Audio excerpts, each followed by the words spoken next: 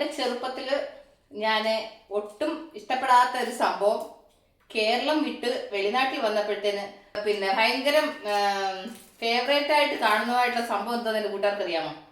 ചക്കക്കുരു.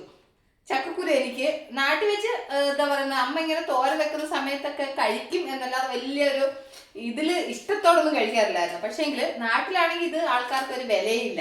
നാട്ടിലാണെന്നുണ്ടെന്നുണ്ടെങ്കിൽ എന്തോരം ചക്കക്കുരു അത് എടുത്ത് അങ്ങനെ കളയൊക്കെ ചെയ്യും. പക്ഷെ ഇവിടെ ഞങ്ങൾക്ക് ഒരു 2 ചക്കക്കുരു കിട്ടിക്കഴിഞ്ഞാൽ ഞങ്ങൾ ഇതിനെ സ്വർണം പിന്നെ സൂക്ഷിച്ചു വെക്കത്തില്ലേ, അതുപോലൊക്കെ സൂക്ഷിച്ചു വെക്കും. കാരണം വെച്ച് കഴിഞ്ഞാൽ കൊണ്ട് ഇതാണെന്നുണ്ടെങ്കിൽ ഒന്ന് തോരൻ വെച്ച് കഴിക്കാൻ, മെഴുക്കുവരട്ടി വെച്ച് കഴിക്കാൻ, അതിനെക്കാട്ടി നല്ല വേറൊരു ടേസ്റ്റ് സംഭവം എന്താണെന്നറിയാമോ? ചക്കക്കുരു വന്നിട്ട് തീയൽ വെക്കും. തേങ്ങ വറുത്തരച്ചൊരു തീയൽ വെക്കും മക്കളെ, അതിൻ്റെ ടേസ്റ്റ് ഒന്ന് വേറെയാണ്. നമ്മൾ ഉള്ളി കിഴങ്ങ് തീയലൊക്കെ വെക്കത്തില്ലേ, സെയിം അതുപോലെ തന്നെ. അപ്പം ഞാൻ വിചാരിച്ചെന്നോ ഈ ചക്കക്കുരു ഇവിടെ കിടന്ന് പിന്നെ ഉണങ്ങിപ്പോണ്ട. ഇപ്പം മെനഞ്ഞാന്ന് ചക്കപ്പഴത്തിനകത്തുനിന്ന് കിട്ടിയ ചക്കക്കുരു കേട്ടോ, ഞാനതിങ്ങനെ ഭദ്രമായിട്ട് എടുത്ത് മാറ്റി വെച്ചതാ. കാരണം ഇനി അത് ഇരുന്ന് കഴിഞ്ഞാൽ കൊണ്ട് ഉണങ്ങിപ്പോയി കഴിഞ്ഞാൽ പിന്നെ ഒന്നിനും കൊള്ളത്തില്ല. പിന്നെ അത് പിന്നെ വെള്ളത്തിലിട്ട് കുതിർത്ത് എല്ലാം പിന്നെ അത് ക്ലീൻ ചെയ്തെടുക്കണമെന്നുണ്ടെങ്കിൽ പാടാണ്. അപ്പം ഞാൻ വിചാരിച്ചു എന്നാൽ വൈകുന്നേരം ആയപ്പം ഇതെനിക്ക് പെട്ടെന്ന് ഓർമ്മ വന്നു. അപ്പം ഞാൻ വിചാരിച്ചു എന്നാൽ ശരി ഇതങ്ങ് ചക്കക്കുരു ക്ലീൻ ചെയ്തിട്ട് പിന്നെ അരിഞ്ഞങ്ങ് വെക്കാമെന്ന് വിചാരിച്ചു.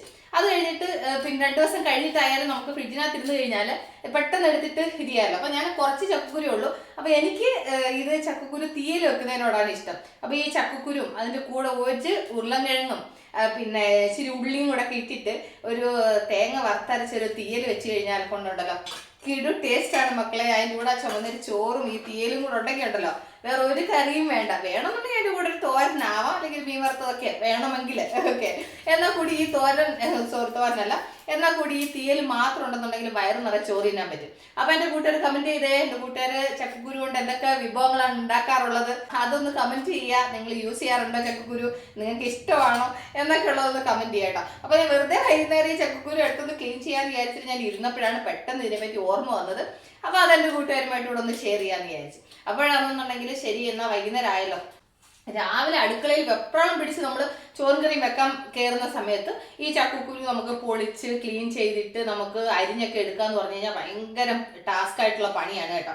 പക്ഷേ എങ്കിൽ പിന്നെ ഇത് നമുക്കിങ്ങനെ ഫ്രീ ആയിട്ടുള്ള സമയം, പക്ഷെ എനിക്കിത് ഫ്രീ ആയിട്ടുള്ള സമയമല്ല, എന്നാൽ കൂടി ഞാൻ സമയം കണ്ടെത്തിയ വെച്ച് ഇതൊന്ന് ക്ലീൻ ചെയ്തൊന്ന് അരിഞ്ഞു വെക്കുക കേട്ടോ. അപ്പോൾ ഇതിൻ്റെ റെസിപ്പി എൻ്റെ കൂട്ടുകാരെ ഞാൻ കാണിക്കുന്നതായിരിക്കും. അപ്പോൾ ഞാൻ വിചാരിച്ചു എന്നാൽ ശരി ഇതൊന്ന് ചെറുതായിട്ടൊന്ന് ക്ലീൻ ചെയ്തൊന്ന് അരിഞ്ഞങ്ങ് വെക്കാമെന്ന് വിചാരിച്ചു. അപ്പോൾ എൻ്റെ കൂട്ടുകാരൊന്ന് കമൻറ്റ് ചെയ്തോളൂ, നിങ്ങൾ ഈ ചക്കക്കുരു കൊണ്ട് എന്തൊക്കെ ഉണ്ടാക്കും എന്നുള്ളത് കമൻറ്റ് ചെയ്യൂ. നിങ്ങൾ എങ്ങനത്തെ കറികളെ വെക്കുന്നതെന്ന് അറിയാൻ വേണ്ടിയിട്ടായിട്ടോ, അല്ലാതെ വേറൊന്നുമല്ല. അപ്പോൾ ഞാൻ ഈ ചക്കക്കുരു ഇത് ഇത്രയും ഉണ്ട്, ഒരു കൈക്കൊരു പിടിയേ ഉള്ളൂ കേട്ടോ.